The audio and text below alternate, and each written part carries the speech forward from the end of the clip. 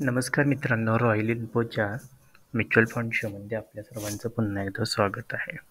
मित्रांनो, या व्हिडिओच्या माध्यमातून आपण म्युच्युअल फंडमध्ये इन्व्हेस्टमेंट करत असताना कोणत्या गोष्टी लक्षात किंवा काळजी कशी घ्यायची आहे, या गोष्टीची सविस्तर अशी माहिती पाहणार आहोत. सध्याच्या युगामध्ये सगळ्यात जास्त इन्व्हेस्टमेंट ही म्युच्युअल फंडमध्ये नवनवीन तरुण वर्ग करत असताना दिसत आहे. तर म्युच्युअल फंडमध्ये इन्व्हेस्टमेंट करत असताना आपल्याला काही गोष्टीची काळजी घ्यावी लागते. जर आपण म्युच्युअल फंडमध्ये इन्व्हेस्टमेंट करत असताना काही गोष्टी दुर्लक्ष केल्यानंतर आपल्याला त्याचे परिणाम किंवा आपला जो रिटर्न आहे त्या माध्यमातून आपल्याला सोसावे लागतात. तर काही छोट्या गोष्टी आहेत, त्याचा जर आपण सविस्तर असा अभ्यास किंवा लक्षात ठेवला तर आपल्याला इन्व्हेस्टमेंटच्या किंवा म्युच्युअल फंडच्या माध्यमातून सर्वात जास्त रिटर्न्स मिळू शकतात. तर मित्रांनो, व्हिडिओमध्ये नवीन असाल तर चॅनलला सबस्क्राईब आणि व्हिडिओला लाईक करायला विसरू नका. तर चला आपण व्हिडिओ स्टार्ट करून यामध्ये पाहूया की कोणत्या गोष्टीची काळजी म्युच्युअल फंडमध्ये इन्व्हेस्टमेंट करत असताना आपण घेतली पाहिजे.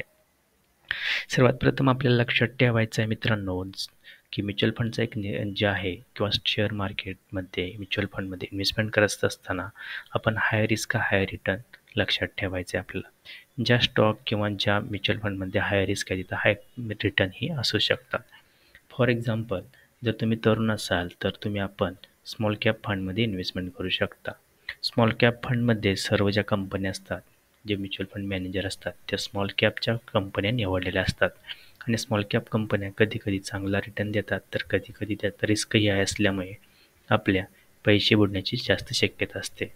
परंतु म्युच्युअल फंड मॅनेजर जे असतात ते वेल क्वालिफाईड किंवा मार्केटचा अभ्यास करून त्याप्रमाणे सध्या इन्व्हेस्टमेंट करत असून स्मॉल कॅप जे म्युच्युअल फंड आहेत त्यांनी सध्या सर्वात जास्त रिटर्न अगदी 50% जास्त रिटर्न गेल्या काही वर्षापासून दिलेले आहेत.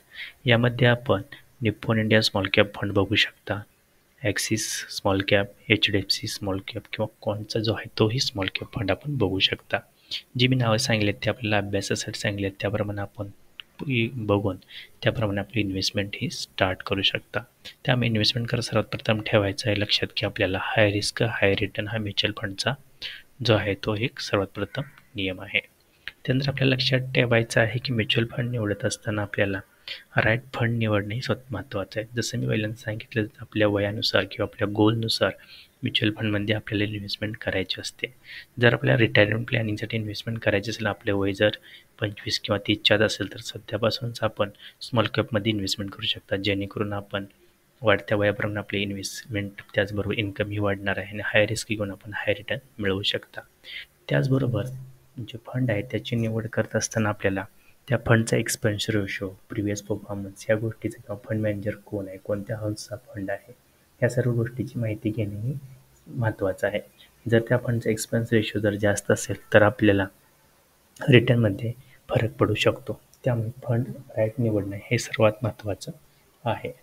नंतर पुढचा जो पॉईंट आहे तो आहे keep watch on track record. नसतं की इन्व्हेस्टमेंट केल्यानंतर आपण जे इन्व्हेस्टमेंट आहे त्याचा ट्रॅक ठेवणंही महत्त्वाचं आहे. आपण 3, 6 किंवा 9 महिन्यातून आपल्या इन्व्हेस्टमेंट चेक करू शकता. त्यांचा परफॉर्मन्स कसा आहे, फंड मॅनेजर काय करत आहे किंवा आपला फंड किती प्रमाणात रिटर्न देत आहे, त्याप्रमाणे आपण वॉच ठेवला पाहिजे. जर आपला फंड परफॉर्मन्स नीट करत नसेल तर आपण दुसऱ्या फंडमध्ये स्विच व्हायचा विचारही करायला हवा.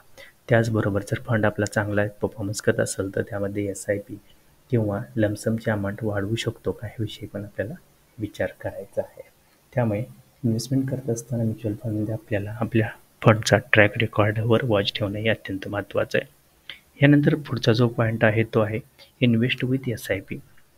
आता SIPच्या माध्यमातून इन्व्हेस्टमेंट केल्यानंतर, SIP म्हणजे सिस्टमिक इन्व्हेस्टमेंट प्लॅनच्या माध्यमातून इन्व्हेस्टमेंट केल्यानंतर प्रत्येक महिन्याला आपण थोडी अमाऊंट आपल्या इन्कममधून इन्व्हेस्ट केल्यामुळे आपल्याला सर्वात जास्त रिटर्न मिळायची दाट शक्यता असते.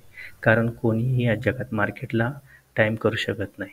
त्यामुळे आपण SIPच्या माध्यमातून जर इन्व्हेस्टमेंट केली तर आपल्याला चांगला रिटर्न मिळू शकतो आणि आपण इन्फ्लेशन बरोबरच आपली जी इन्कम आहे किंवा इन्व्हेस्टमेंट जी आहे ती वाढवू शकतो.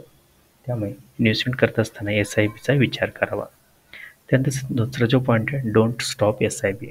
SIPच्या माध्यमातून आपण इन्व्हेस्टमेंट करत असतो, काही कारणास्तव आपली SIP कशी थांबणार नाही याचीही काळजी इन्व्हेस्टमेंट करत असताना घ्यायची आहे. कारण SIP करत असताना कधी आपली SIP काही कारणास्तव टेक्निकल इश्यू किंवा आपल्या इन्कम थांबल्यामुळे थांबू शकते. तर अशा गोष्टीकडे आपण लक्ष देणंही महत्त्वाचं आहे, जेणेकरून SIP थांबणार नाही आणि त्यामुळे आपल्या रिटर्न्सवर त्याचा परिणाम होणार नाही. असे जे पॉईंट आहेत जे आपल्याला लक्षात ठेवायचे आहेत कायम हे करत असताना, जेणेकरून आपण म्युच्युअल फंड इन्व्हेस्टमेंट करत असताना या प्रकारची कोणतीही जे महत्त्वाचे पॉईंट आहेत त्याच्याकडे दुर्लक्ष करणार नाही आणि आपले जे रिटर्न्स आहेत ते आपल्याला मिळणार किंवा त्याच्यावर कोणताही परिणाम होणार नाही. मित्रांनो, आजकालच्या जगात सर्वात जास्त महागाई वाढत आहे किंवा इतर गोष्टीही महागाई मोठ्या प्रमाणात वाढत आहे. त्यामुळे या सर्व गोष्टींना आपल्याला बीट करायचं असल्या तर म्युच्युअल फंडशिवाय दुसरा कोणताही किंवा इन्व्हेस्टमेंट शेअर मार्केटशिवाय सध्या पर्याय नाही. कारण आपण बघत असाल की आपल्याला सेव्हिंग अकाउंटमधून कोणत्या प्रकारचे रिटर्न्स मिळत आहेत किंवा बाकी कोणतेही इन्व्हेस्टमेंटचे पर्याय उपलब्ध नाहीत. तर म्युच्युअल फंड इन्व्हेस्टमेंट ही सहजासहजी उपलब्ध होणारा पर्याय आहे. त्या म्युच्युअल फंडमध्ये इन्व्हेस्टमेंट करत असताना आपण ह्या गोष्टी लक्षात ठेवायच्या आहेत. मित्रांनो, आजच्या व्हिडिओमध्ये ही सर्व माहिती देणे हाच आमचा उद्देश होता. जर आपल्याला काही प्रश्न किंवा काही गोष्टी जाणून घ्यायच्या असतील तर आपण कमेंट बॉक्समध्ये प्रश्न विचारू शकता. त्यावर उत्तर द्यायचा आमची टीम प्रयत्न करेन. तर व्हिडिओ शेवटपर्यंत पाहिल्याबद्दल आपल्या सर्वांचे हार्दिक आभार. Have a good day. Investment करा आणि लाईफ जगा. Bye bye.